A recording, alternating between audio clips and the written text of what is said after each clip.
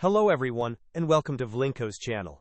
In today's video, I will show you how to fix high CPU usage caused by the Net Runtime Optimization Service. And now, let's get started.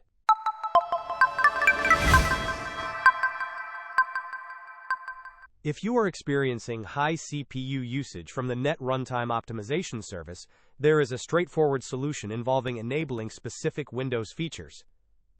Begin by opening the Windows search bar and typing Windows Features. Select the option that says, Turn Windows Features on or off. In the new window that appears, you will see a list of features. Expand the first two sections. Within these sections, locate and check the boxes for all items related to the .NET framework. Once all the relevant .NET boxes are ticked, click the OK button. Windows will then search for and install the necessary files. This process may take a few moments. After the installation is complete, you will be prompted to restart your computer. Performing this restart should resolve the high CPU usage issue. Hope this was helpful. Don't forget to like and subscribe if you enjoyed. As always, thanks for watching, and I will see you in the next video.